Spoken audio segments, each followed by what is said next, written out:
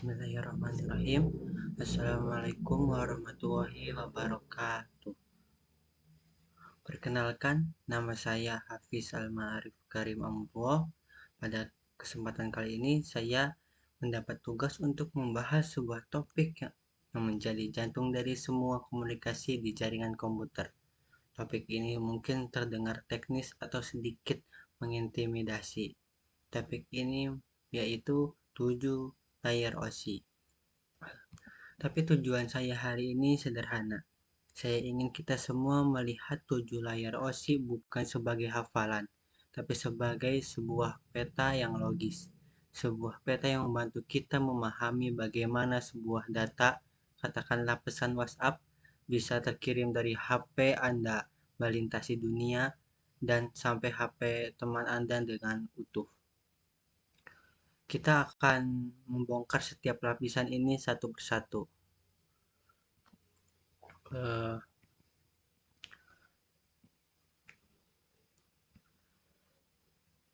Sebelum kita menyelam, kita harus tahu dulu apa itu OSI. OSI adalah singkatan dari Open System Interconnection. Ini adalah sebuah model konseptual. Saya tekankan ini adalah konsep atau blueprint, bukan protokol yang bisa Anda install. Tujuannya apa? Standarisasi. Bayangkan jika setiap perusahaan, Apple, Microsoft, Samsung, membuat aturan jaringan mereka sendiri. Pasti nanti laptop Anda tidak akan pernah bisa terhubung ke printer yang beda merek. Dengan ini OSI mencegah kekacauan itu. Dan bagi kita di dunia IT, ini sangat penting untuk troubleshooting.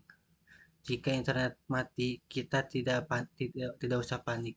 Kita cek secara metodis apakah masalahnya di layar 1, apakah kabelnya putus, atau di layar 3 ada IP address yang salah.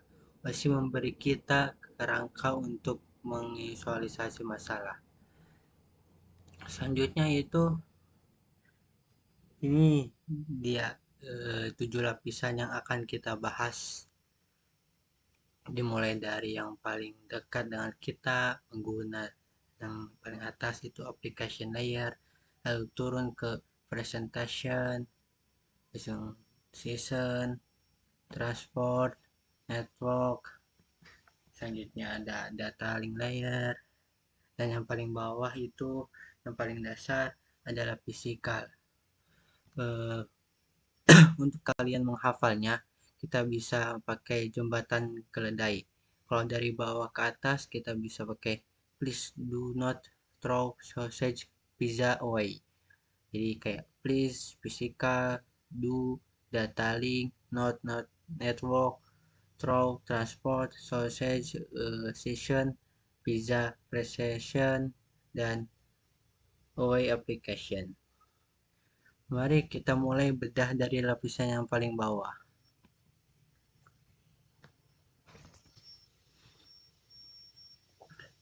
Lapisan yang pertama adalah physical layer atau lapisan fisik. Fungsi utama dari physical layer adalah lapisan ini menangani pengiriman data secara fisik melalui media transmisi seperti kabel atau gelombang radio. Ia bertanggung jawab atas sinyal listrik, atas bentuk sinyal listrik, tegangan, frekuensi, dan konektor yang digunakan. Apa saja yang dilakukan oleh physical layer ini? Yang pertama itu mengubah bit digital 0 ke 1 menjadi sinyal fisik. Selanjutnya itu menentukan spesifikasi perangkat keras seperti kabel, port, antena, dan lain-lain. Mengatur kecepatan transmisi data bitrate.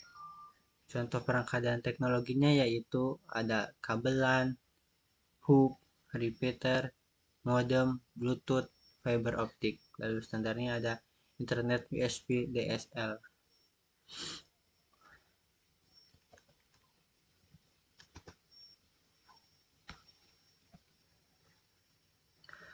Jadi Layar ini adalah tukang posnya. Dia tidak peduli isi suratnya apa, entah itu surat cinta atau tagihan.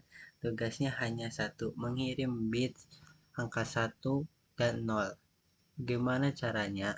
Dengan mengubah bit itu menjadi sinyal, entah sinyal listrik lewat kabel atau mega UTP, sinyal cahaya lewat kabel fiber optik, atau sinyal radio Wi-Fi. Jadi jika kita bicara layar satu, kita bicara soal kabel konektor RJ5 dan seperti yang tadi dijelaskan di contoh perangkat teknologinya. Selanjutnya itu ada layar kedua, yaitu data link layer atau lapisan tautan data. Fungsi dari data link layer ini menyediakan transfer data yang andal di dalam satu jaringan lokal LAN yang sama, bertugas sebagai jembatan antara lapisan fisik hardware dan lapisan jaringan software. Tugasnya antara lain yaitu membungkus data dari layer 3 ke dalam unit yang disebut frame, menambahkan MAC address alamat fisik perangkat keras ke dalam frame untuk pengiriman di jaringan lokal, lalu melakukan error detection, mencari kesalahan atau deteksi kesalahan untuk memastikan frame tidak rusak selama transmisi. Dan selanjutnya yang terakhir, mengatur bagaimana perangkat berbagi media yang sama, media access control MIC, agar tidak terjadi tabrakan data. Contoh perangkat dan teknologi switchnya yaitu ada bridge, network interface card, dan IC, MAC address. Untuk analoginya seperti satpam komplek atau kurir loker, dia hanya mengantar surat frame ke nomor rumah, MAC address, dan spesifikasi di dalam satu komplek LAN yang sama.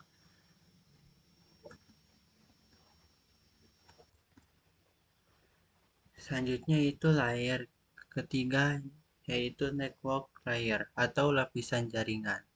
Fungsi utama dari network layer ini tanggung jawab untuk mengirim data antar jaringan internet network yang berbeda, menentukan jalur rute terbaik untuk data ke tujuan. Tugasnya yaitu membungkus data dari layer 4 ke dalam unit yang disebut paket, lalu memberikan alamat logis IP address ke pengirim dan penerima, lalu melakukan routing, yaitu memilih jalur rute terbaik dan terpendek untuk mengirim paket melintasi internet. Selanjutnya itu menangani pengiriman data dari satu jaringan ke jaringan lain, misal dari LAN Anda ke server Google.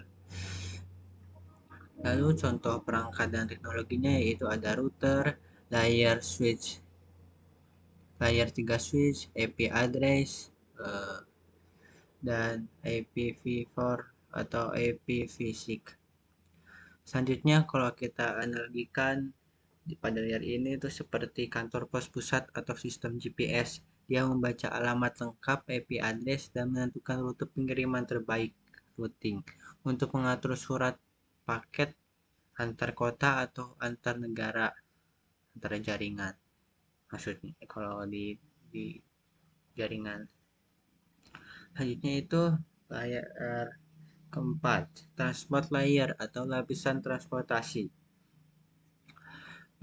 Fungsi utama dari transport layer ini menyediakan komunikasi end-to-end dari aplikasi pengirim ke aplikasi penerima dan memastikan kualitas serta kendala pengiriman data.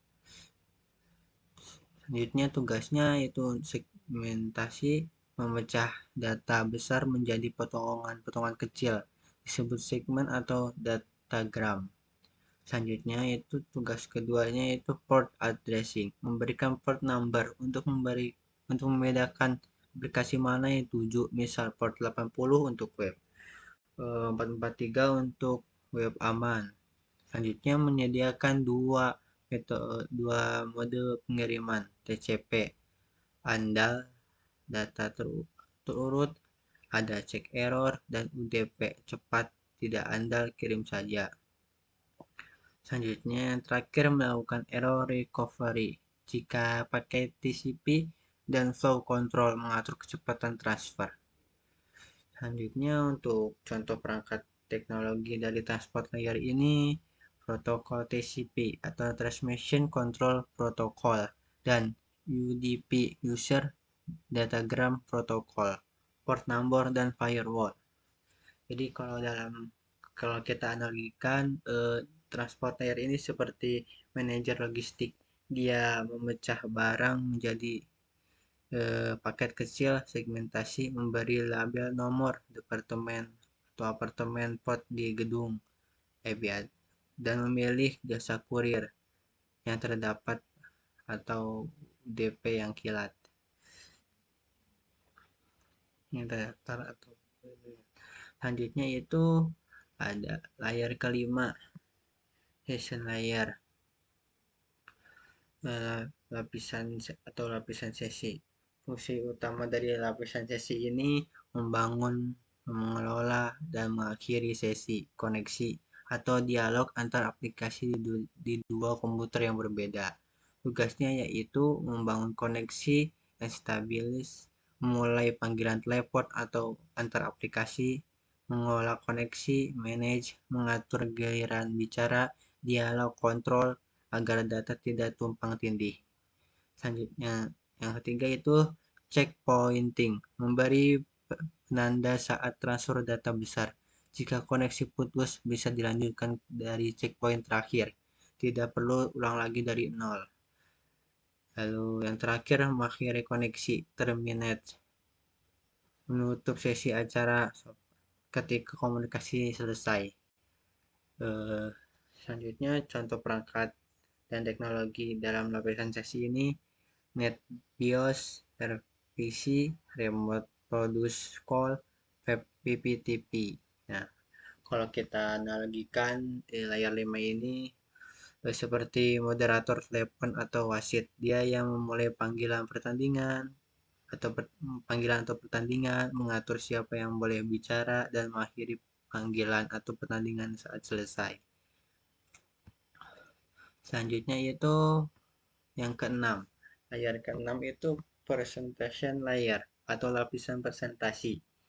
Fungsi utama dari presentasi layer ini bertindak sebagai penerjemah universal.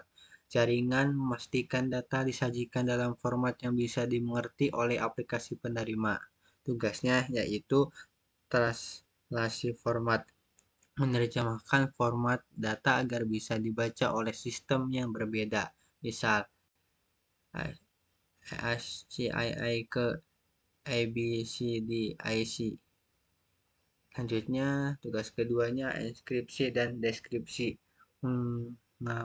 Mengamankan data. Disinilah SSL atau TLS, gembok HTTPS, bekerja untuk mengenkripsi data sebelum dikirim dan mendeskripsi saat diterima. Selanjutnya yang terakhir tugasnya yaitu kompresi dan dekompresi, mengecilkan ukuran data seperti zip agar hemat bandwidth dan mengembalikan ke ukuran semula pas diterima oleh penerima. Contoh perangkat dan teknologinya yaitu ada SSL atau TLS, JPEG, MPEG, GIF, ASCII, ABCDIC.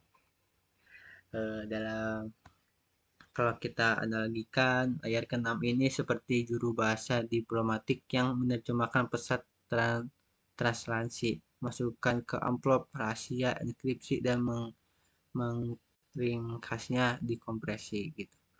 Seperti itu. Dan lanjut aja ke layar yang terakhir, yaitu application layer atau lapisan aplikasi.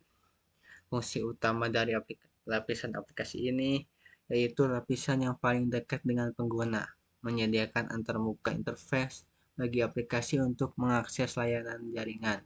Tugasnya menyediakan protokol yang digunakan langsung oleh aplikasi perangkat lunak. Selanjutnya penting, ini bukan aplikasi seperti Chrome atau Outlook, tapi protokol mereka yang digunakan. Lalu ini menyediakan layanan jaringan seperti HTTP, HTTPS untuk browsing web, SMTP untuk mengirim email, FTP untuk transfer file, DNS untuk mencari alamat IP dari nama domain. Contoh perangkat dan teknologinya yaitu ada HTTP, HTTPS, FTP, SMTP, DNS, dan Telnet. Ini kalau kita analogikan untuk layar yang terakhir ini yaitu aplikasi layar atau lapis aplikasi itu seperti menu di restoran atau formulir aplikasi. Ini adalah cara Anda atau pengguna untuk berinteraksi dan meminta layanan spesifik. Saya sudah mau data web, saya mau kirim email tadi sini. Selanjutnya, terima kasih. Sekian presentasi dari saya mengenai 7 layar OSI. Semoga apa yang saya sampaikan hari ini bisa memberikan gambaran yang jelas dan tidak lagi menakutkan serta bermanfaat bagi kita semua. Terima kasih banyak atas waktu dan perhatiannya. Wassalamualaikum warahmatullahi wabarakatuh.